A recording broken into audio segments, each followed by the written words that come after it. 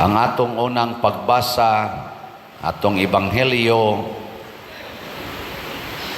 naghisgot og kaluwasan natong tanan batok sa atong kaaway.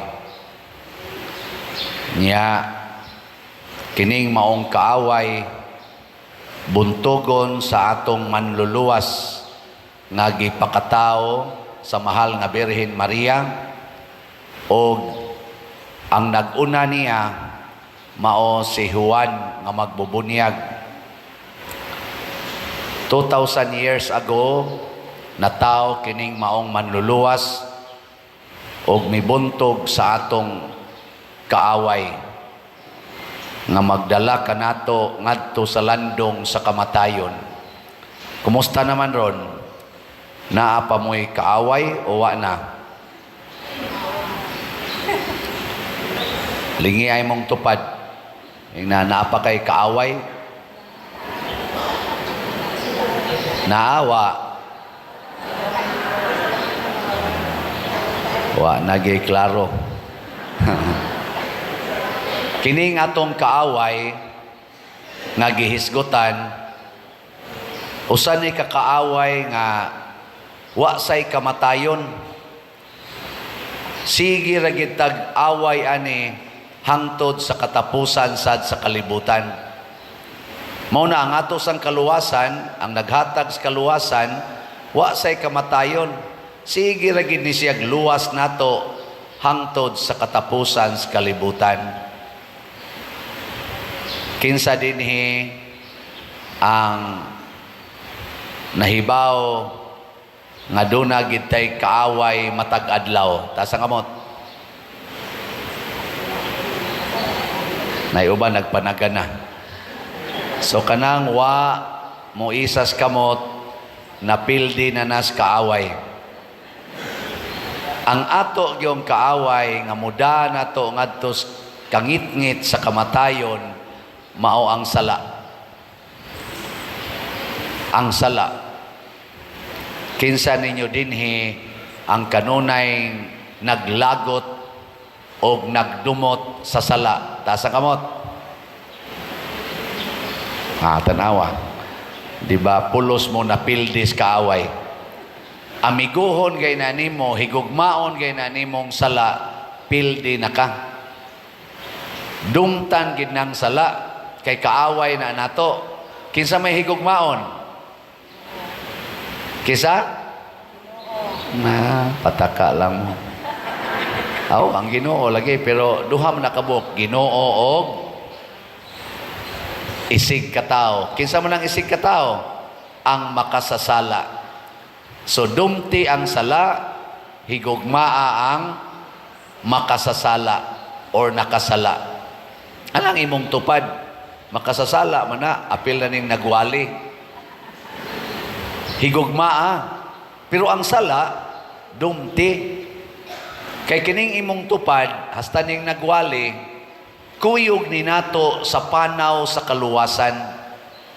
Mao nang gitawag taog the Pilgrim Church. Kitang mga buhi pa ba? O gitawag sa level sa simbahan, matud pa sa atong katekesis, kita ang gitawag og the Militant Church, ang nagpanaw nga simbahan. Ang katong tuas purgatorio, the Suffering Church.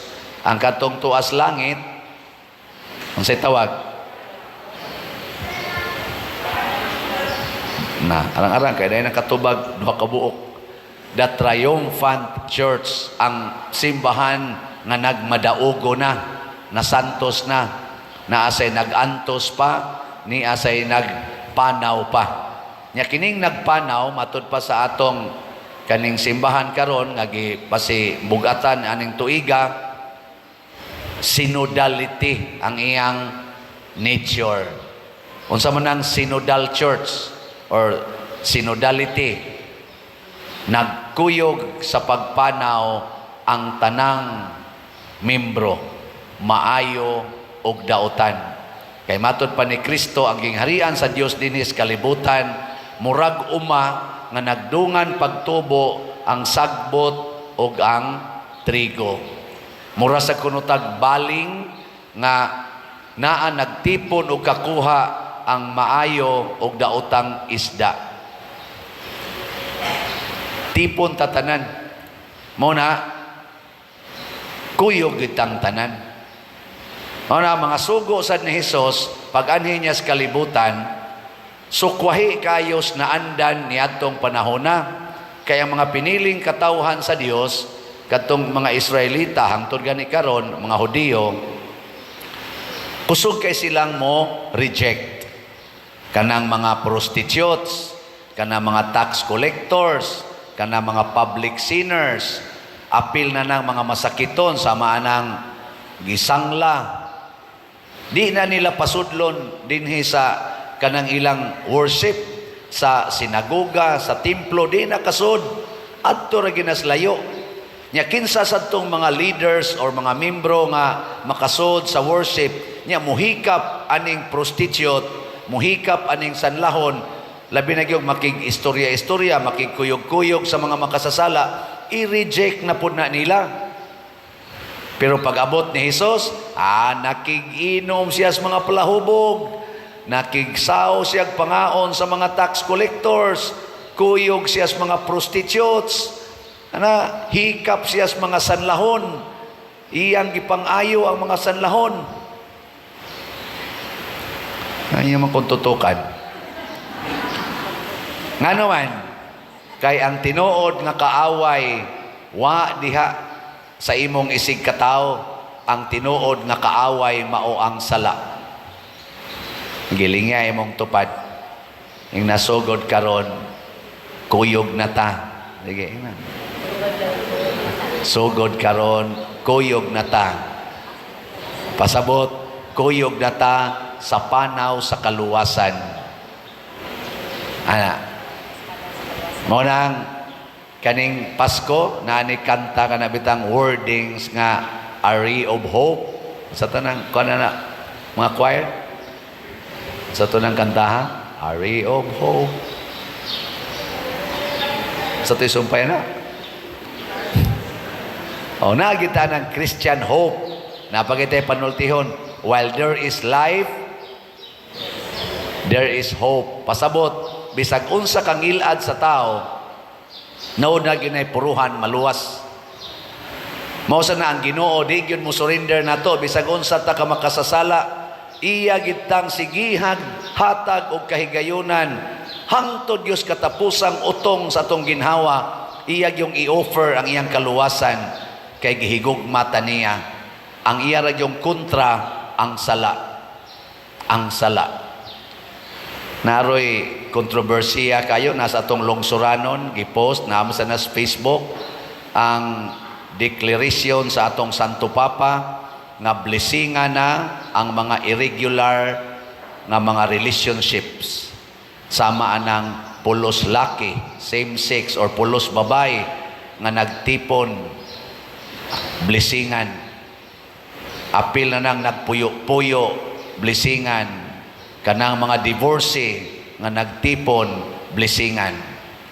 Sugot mo na, dili. Perting gubuta na karon. Daghan kayong nireklamo, daghan sang nakauyon, daghan sang nipakpak, yes.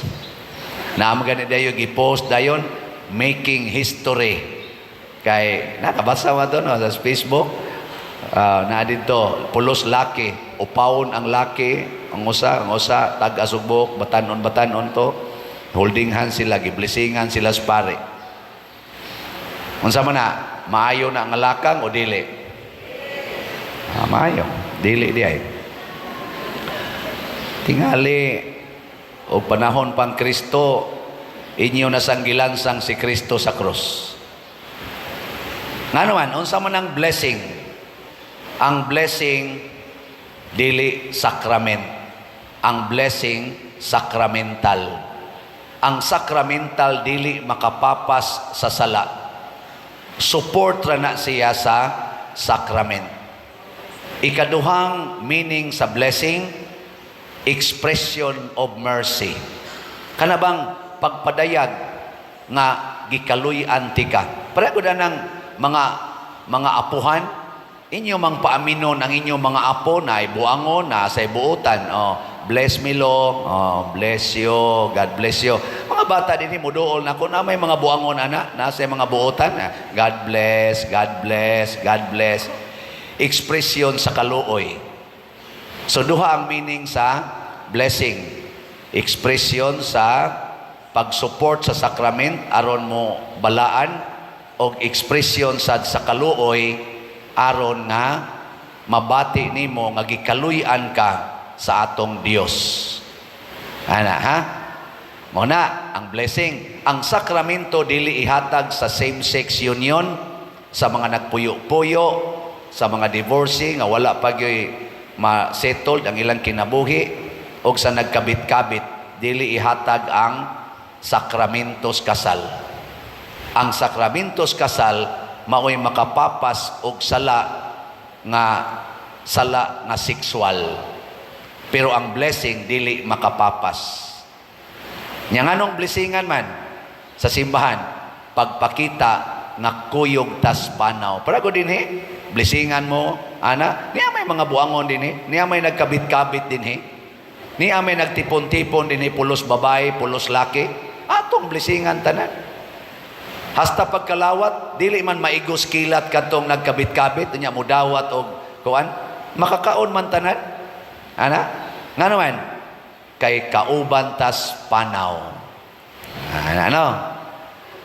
Naay nangutana nako, pader, unsay barugana nimo ani nako galagot gyud ko aning deklarasyon na pero namalandong ko. Pagpamalandong nako, nakahuna-huna ko sa usa nako kakaila nga dunay 4 ka anak, 2 ka lalaki ug 2 ka babae. Ang usa ka lalaki ug 2 ka babae purting buotana. Ang usa ka lalaki purtig yung adika. Mangawat pa silang balay. Pero naara gyapon gapuyo sa ilang balay. Mukaon ra gyapon sa ilang pagkaon.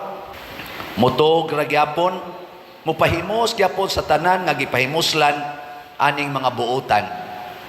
Gipangutana nako ang mamag papa, sa inyong gibati sa inyong anak nga adik man kay na ang tulo buotan man kayo.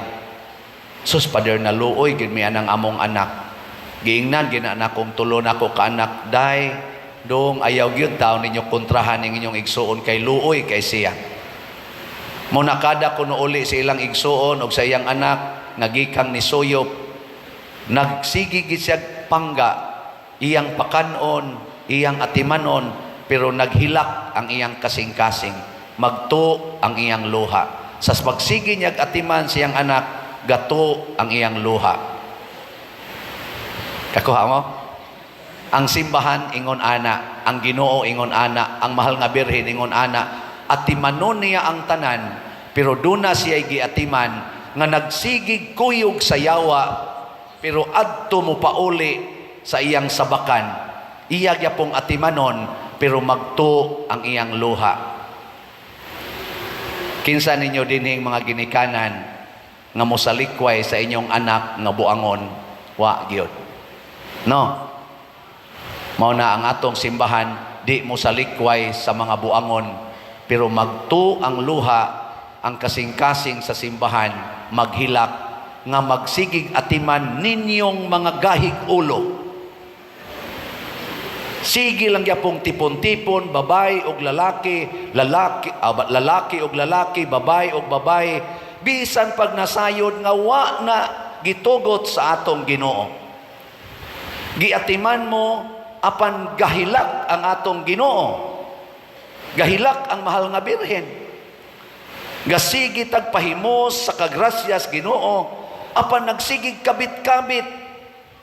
Di lang gyapon kabias kabit, pero siging pangayo grasyas Ginoo. Muhatag lang gyapon ang Ginoo, pero naghilak kay ang grasyas Ginoo gigamit sa pagpakasala.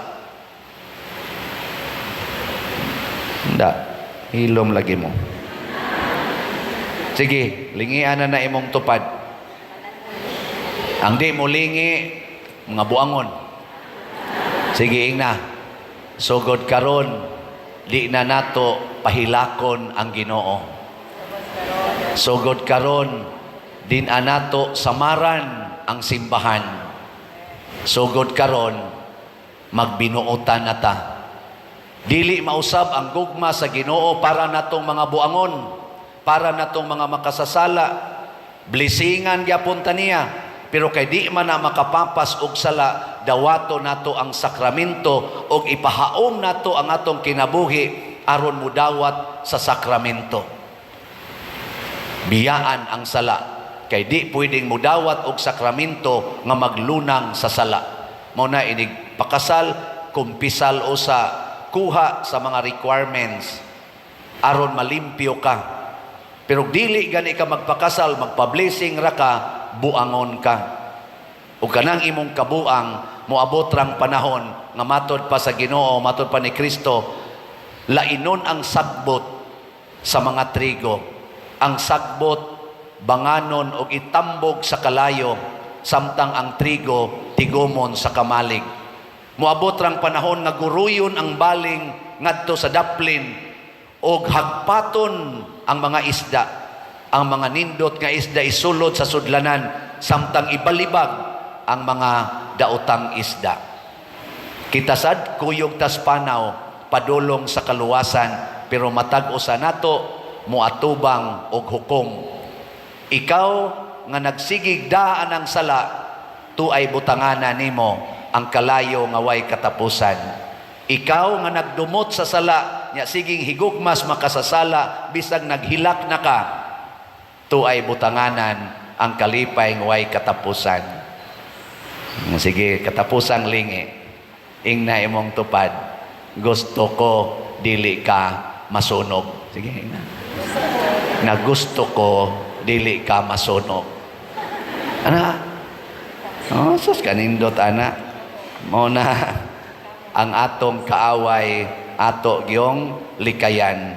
Ang atong Ginoo, ato giyong sundon og alagaran. Manindog na ta.